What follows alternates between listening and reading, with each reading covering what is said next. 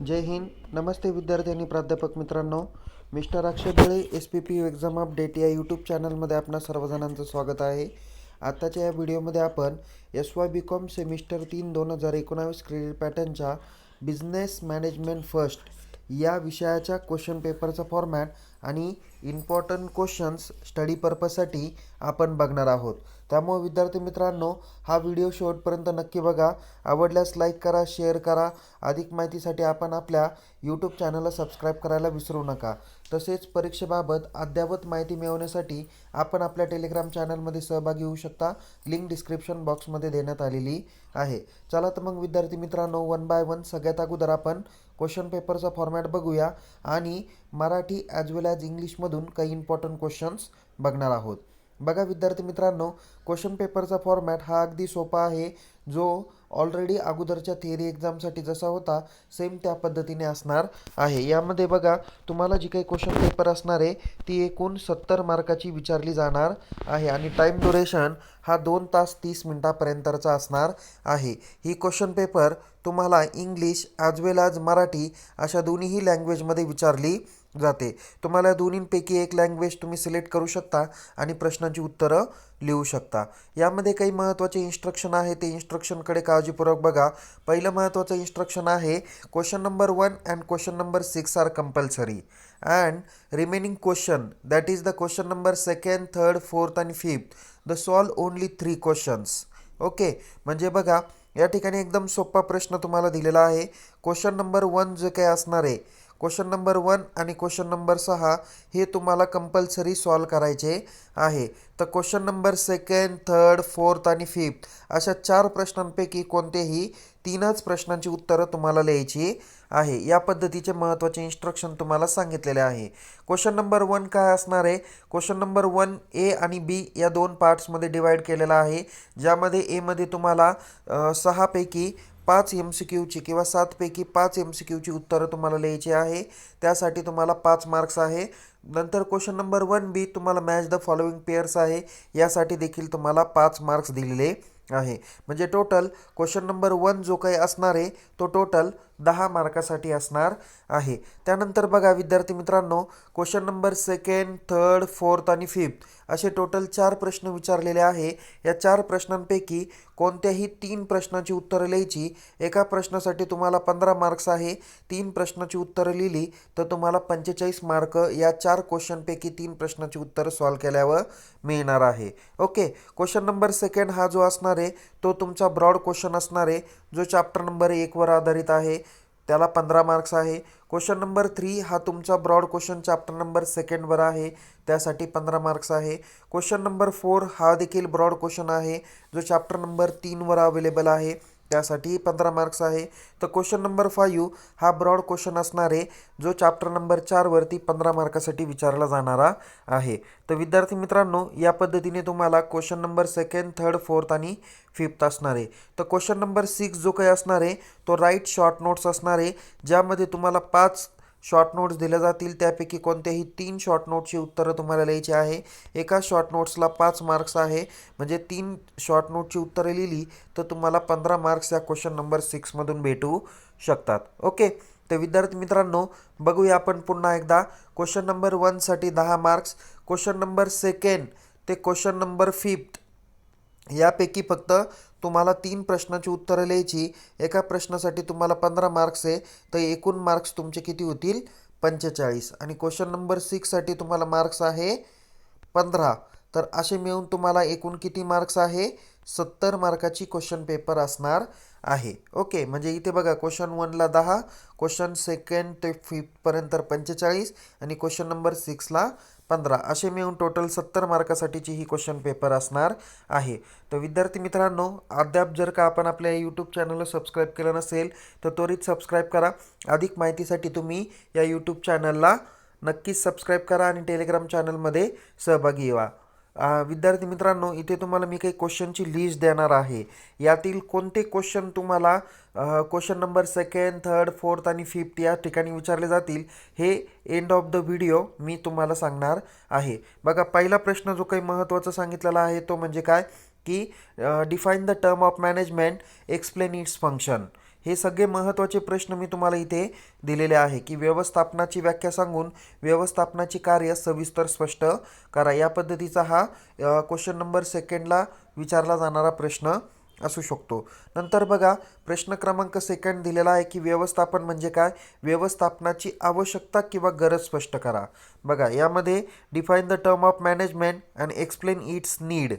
Okay, एकदम सोपा प्रश्न आहे, तो देखील मी इथे तुम्हाला सांगितलेला आहे. किंवा यातील काही प्रश्न हे तुम्हाला शॉर्ट नोट्सला पण विचारले जाऊ शकतात, म्हणजे need of the management. Okay, हा प्रश्न तुम्हाला शॉर्ट नोट्सला विचारला जाऊ शकतो. नेक्स्ट आहे क्वेश्चन नंबर 3, व्यवस्थापनाची व्याख्या सांगून व्यवस्थापनाच्या प्रक्रिया सविस्तर स्पष्ट करा. बघा एक तर कार्य हा विचारू शकतात किंवा प्रक्रिया, या दोघांपैकी एक प्रश्न तुम्हाला निश्चित विचारण्याची शक्यता आहे. तसं प्रश्न क्रमांक 1, 2 आणि 3 अशा 3 प्रश्नापैकी कोणता तरी एक प्रश्न तुम्हाला आत्ता क्वेश्चन नंबर सेकंडला विचारला जाऊ शकतो. आणि यापैकी एक प्रश्न जो काही असणार आहे तो ब्रॉड क्वेश्चनला आणि एक प्रश्न तुम्हाला शॉर्ट नोट्सला असू शकतो. असे मिळून 20 मार्कासाठी हे 3 प्रश्न मी तुम्हाला दिलेले आहे. त्यानंतर प्रश्न क्रमांक 4 आहे. आता इथे बघा टोटल तुम्हाला 5 तज्ज्ञांची काय केलेली आहे, तुम्हाला वेगवेगळे त्यांची व्यवस्थापनातील योगदान आहे हे तुम्हाला दिलेले आहे. तर या 5 पैकी कोणतेही तुम्ही 3 करून ठेवा. यापैकी कोणतेही 2 वरती तुम्हाला प्रश्न विचारले जातील, एक ब्रॉड क्वेश्चनला आणि एक शॉर्ट नोट्सला. असे मिळून टोटल 20 मार्कासाठी देखील या क्वेश्चन नंबर 4, 5, 6, 7 आणि 8 या 5 प्रश्नांकडे तुम्ही नजर टाका. प्रश्न क्रमांक 4 दिलेला आहे, हेनरी फेयॉल यांचे व्यवस्थापनातील योगदान स्पष्ट करा. किंवा हेनरी फेयॉल यांची व्यवस्थापनाची 14 तत्व. ओके, हा पण प्रश्न व्यवस्थित करून ठेवा. इथे मी दाखवलेला नाही आहे, पण तरीसुद्धा तुम्ही हा प्रश्न करून ठेवा. नंतर पीटर ड्रकर यांचे व्यवस्थापनातील योगदान स्पष्ट करा. नंतर FW टेलर यांना आता एक बघा, हेनरी फेयॉल आणि FW टेलर यांना कुणाला आधुनिक व्यवस्थापनाचं जनक म्हणलं जातं, असा पण आहे. आणि शास्त्रीय व्यवस्थापनाचं जनक कुणाला म्हणलं जातं हे देखील प्रश्न MCQ मध्ये विचारले जातील. तर इथे FW टेलर यांचे व्यवस्थापनातील योगदान काय आहे ते तुम्ही एक्सप्लेन करा. जसं contribution of FW Taylor in development of management theory. त्यानंतर मायकल पोर्टर यांचे व्यवस्थापनातील योगदान, contribution to Michael Porter in development of management theory. Then Mintzberg यांचे व्यवस्थापनातील योगदान, the contribution of Mintzberg in development of management theory. शक्यतो हे शेवटचे जे काही 2 दाखवलेले आहे, क्वेश्चन नंबर 7 आणि क्वेश्चन नंबर 8, हे शॉर्ट नोटसाठी विचारले जाण्याची शक्यता आहे. त्यानंतर बघा क्वेश्चन नंबर इथला 9 नंबरचा क्वेश्चन, 9, 10 वगैरे जे काही पुढचे क्वेश्चन्स दिलेले जे चॅप्टर नंबर 3 वर आधारित आहे. त्यामध्ये नियोजन म्हणजे काय, नियोजनाचे फायदे तोटे सांगा. हा प्रश्न थोडासा कमी याचा आहे पण विचारण्याची शक्यता आहे. नंतर नियोजन प्रक्रियेतील अवस्था किंवा टप्पे स्पष्ट करा. हा एक प्रश्न मला अत्यंत महत्त्वाचा वाटतो, म्हणून मी तुम्हाला इथे दिलेला आहे. Explain the steps in planning process. कशा पद्धतीने प्लॅनिंग केलं जातं, पूर्वानुमान कसा केला जातो, तर शेवट एंडपर्यंत कशा पद्धतीने नियोजन केलं जातं ते आपल्याला इथे बघता येईल. त्यानंतर पुढचा जो काही महत्त्वाचा प्रश्न आहे, प्रश्न क्रमांक 11, तो म्हणजे की पूर्वानुमान म्हणजे काय आणि पूर्वानुमानाची आवश्यकता स्पष्ट करा. इथे पूर्वानुमानावरती सुद्धा तुम्हाला प्रश्न असू शकतो. Explain the need of forecasting. Okay, define the term of forecasting, explain the need of forecasting. त्याच्यानंतर 12 नंबरचा एक अत्यंत महत्त्वाचा प्रश्न मला वाटतो, तो म्हणजे की define the term of decision making, explain steps of decision making. निर्णय प्रक्रिया म्हणजे काय आणि निर्णय प्रक्रियेतील टप्पे स्पष्ट करा. या पद्धतीचा एक महत्त्वाचा प्रश्न आहे. त्यानंतर प्रश्न क्रमांक 13 दाखवलेला आहे की संघटनेची व्याख्या सांगून संघटनेची तत्त्वे स्पष्ट करा.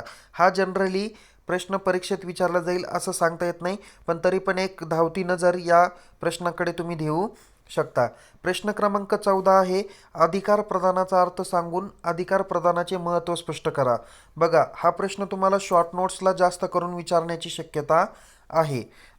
Define the term of delegation of authority, state it's importance. Okay, त्यानंतर इथे बघा प्रश्न क्रमांक 15 हा पण तुम्हाला क्वेश्चन नंबर 4 मध्ये विचारण्याची शक्यता आहे. तो म्हणजे अधिकार प्रदान प्रक्रियेतील अडथळे सविस्तर स्पष्ट करा. Explain the difficulties in delegation of authority.